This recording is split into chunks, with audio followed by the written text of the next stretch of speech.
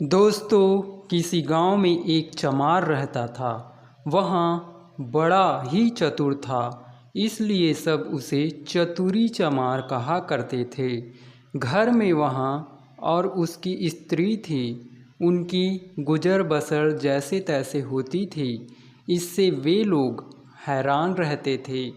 एक दिन चतुरी ने सोचा कि गांव में रहकर तो उनकी हालत सुधरने से रही, तब क्यों न वह कुछ दिन के लिए शहर चला जाए और वहाँ से थोड़ी कमाई कर लाए। स्त्री से सलाह की तो उसने भी जाने की अनुमति दे दी। वह शहर पहुँच गया। मेहनती तो वहाँ था ही, सूझबूझ भी उसमें खूब थी। कुछ ही दिनों में उसने 100 रुपये कमा लिए। इसके बाद वह गांव को रवाना हो गया। रास्ते में घना जंगल पड़ता था। जंगल में डाकू रहते थे। चतुरी ने मन ही मन कहा कि वह रुपये ले जाएगा तो डाकू छीन लेंगे। उसने उपाय खोजा, एक घोड़ी खरीदी और कुछ रुपये उसकी पूँछ में बांधकर चल दिया। देखते देखते डाकुओं ने उसे घेरा। बोले, बड़ी कमाई करके लाया है चतुरिया, ला निकाल रुपये। चतुरी ने कहा, रुपये मेरे पास कहाँ हैं, जो थे उससे यह घोड़ी खरीद लाया हूँ। इस घोड़ी की बड़ी करामात है, मुझे यह रोज़ 50 रुपये देती है। इतना कहकर उसने मारा पूँछ में डंडा कि खन खन करके 50 रुपये निकल पड़े। डाकुओं का सरदार बोला, सुन भाई, यह घोड़ी तुमने कितने में खरीदी है? चतुरी ने कहा, क्यों, उससे तुम्हें क्या? वह बोला, हमें रुपये नहीं चाहिए, यह घोड़ी दे दो। नहीं, चतुरी ने गंभीरता से कहा, मैं ऐसा नहीं कर सकता, मेरी रोजी की आमदनी बंद हो जाएगी। सरदार बोला, ये ले घोड़ी के लिए 100 रुपये। चतुरी ने और आग्रह करना ठीक नहीं समझा। रुपये लेकर घोड़ी उन्हें दे दी और गांव की ओर चल पड़ा। घर आकर सारा किस्सा अपनी स्त्री को सुना दिया। उसने कहा, हो न हो 2-4 दिन में डाकू यहाँ आए बिना नहीं रहेंगे, हमें तैयार रहना चाहिए। अगले दिन वह खरगोश के 2 एक से बच्चे ले आया। एक उसने स्त्री को दिया। बोला, मैं रात को बाहर की कोठरी में बैठ जाया करूँगा। जैसे ही डाकू आए, इस खरगोश के बच्चे को यहाँ कह कर छोड़ देना कि जा चतुरी को बुला ला, आगे मैं संभाल लूँगा। डाकुओं का सरदार घोड़ी को लेकर अपने घर गया और रात को आंगन में खड़ा करके पूँछ में डंडा मारा और बोला, ला रुपये। रुपये कहाँ से आते? उसने कस कस कर कई डंडे पहले तो पूँछ में मारे, फिर कमर में। घोड़ी ने लीद कर दी पर रुपये नहीं दिए। सरदार समझ गया कि चतुरी ने बदमाशी की है, पर उसने अपने साथियों से कुछ भी नहीं कहा। घोड़ी दूसरे के यहाँ गई, तीसरे के यहाँ गई, उसकी खूब मरम्मत हुई, पर रुपये बेचारी कहाँ से देती। चतुरी ने उन्हें मूर्ख बना दिया, लेकिन इस बात को अपने साथी से कहे तो कैसे, उसकी हंसाई जो होगी। आखिर 5वें डाकू के यहाँ जाकर घोड़ी ने दम तोड़ दिया। तब भेद खुला। फिर सारे डाकू मिलकर एक रात को चतुरी के घर पहुँच गए। दरवाज़ा खटखटाया। चतुरी की घरवाली ने खोल दिया। सरदार ने पूछा, कहाँ है चतुरी का बच्चा? स्त्री बोली, वह खेत पर गए हैं, आप लोग बैठे, मैं अभी बुला देती हूँ। इतना कहकर उसने खरगोश के बच्चे को हाथ में लेकर दरवाजे के बाहर छोड़ दिया और बोली, जा रे चतुरी को फौरन बुला ला। क्षण भर बाद ही डाकुओं ने देखा कि चतुरी खरगोश के बच्चे को हाथ में लिए चला आ रहा है। आते ही बोला, आप लोगों ने मुझे बुलाया है? इसके पहुँचते ही मैं चला आया। वाह हरे खरगोश! डाकू गुस्से में भर कर आए थे, पर खरगोश को देखते ही उनका गुस्सा काफूर हो गया। सरदार ने अचरज में भरकर पूछा, यह तुम्हारे पास पहुंचा कैसे? चतुरी बोला, यही तो इसकी तारीफ है। मैं 7वें आसमान पर हूँ तो वहाँ से भी बुला ला सकता है।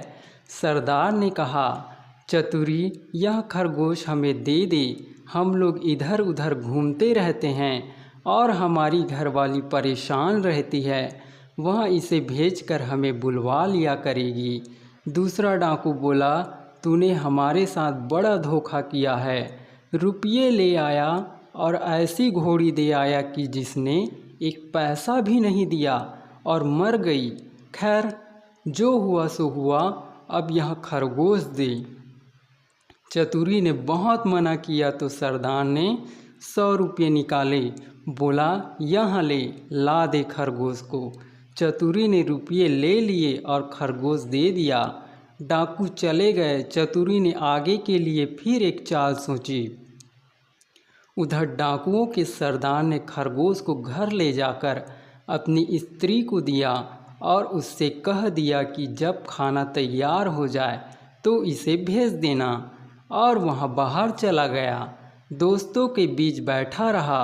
राह देखते देखते आधी रात हो गई पर खरगोश नहीं आया तो वहाँ झल्ला कर घर पहुँचा और स्त्री पर उबल पड़ा। स्त्री ने कहा, तुम नाहक नाराज होते हो, मैंने तो घंटों पहले खरगोश को भेज दिया था। सरदार समझ गया कि यह चतुरी की शैतानी है। वे लोग तीसरे दिन रात को फिर चतुरी के घर पहुंच गए। उन्हें देखते ही चतुरी ने अपनी स्त्री से कहा, इनके रुपये लाकर दे दे। स्त्री बोली, मैं नहीं देती, नहीं देती। चतुरी गरजा और उसने कुल्हाड़ी उठाकर अपनी स्त्री पर वार किया। स्त्री लहूलुहान होकर धरती पर गिर पड़ी और आंखें मूंद गई। डाकू दंग रह गए। उन्होंने कहा, अरे चतुरी, तूने यहाँ क्या कर डाला? चतुरी बोला, तुम लोग चिंता ना करो, यहाँ तो हम लोगों की रोज़ की बात है, मैं इसे अभी जिंदा किए देता हूँ। इतना कहकर वहाँ अंदर गया और वहाँ से एक सारंगी उठा लाया। जैसे ही उसे बजाया कि स्त्री उठ खड़ी हुई। चतुरी ने उसे पहले से ही सिखा रखा था और खून दिखाने के लिए वैसा रंग तैयार कर लिया था। नाटक को असली समझकर डाकुओं का सरदार चकित रह गया। उसने कहा, चतुरी भैया, यह सारंगी तू हमें दे दे। चतुरी ने बहुत आनाकानी की तो सरदार ने 100 रुपये निकाल कर 10 और दे दिए और सारंगी लेकर वे चले गए। घर पहुंचते ही सरदार ने स्त्री को फटकारा और स्त्री कुछ तेज हो गई तो उसने आओ देखा ना ताव, कुल्हाड़ी लेकर गर्दन अलग कर दी। फिर सारंगी लेकर बैठ गया। बजाते बजाते सारंगी के तार टूट गए, लेकिन स्त्री ने आंखें नहीं खोली। सरदार अपनी मूर्खता पर सिर धुनकर रह गया, पर अपनी बेवकूफ़ी की बात उसने किसी को बताई नहीं और एक के बाद एक सारी स्त्रियों के सिर कट गए। भेद खुला तो डाकुओं का पारा आसमान पर चढ़ गया। वे फौरन चतुरी के घर पहुँचे और उसे पकड़कर एक बोरी में बंद कर नदी में डुबोने ले चले। रात भर चलकर सवेरे वे एक मंदिर पर पहुँचे। थोड़ी दूर पर नदी थी। उन्होंने बोरी को मंदिर पर रख दिया और सब चले गए। उनके जाते ही चतुरी चिल्लाया, मुझे नहीं करनी, मुझे नहीं करनी। संयोग से उसी समय एक ग्वाला अपनी गाय भैंस लेकर आया। उसने आवाज़ सुनी तो बोरी के पास गया। बोला, क्या बात है? चतुरी ने कहा, क्या बताऊं, राजा के लोग मेरे पीछे पड़े हैं कि राजकुमारी से विवाह कर लूं, लेकिन मैं कैसे करूं? लड़की कानी हैं, ये लोग मुझे पकड़कर ब्याह करने ले जा रहे हैं।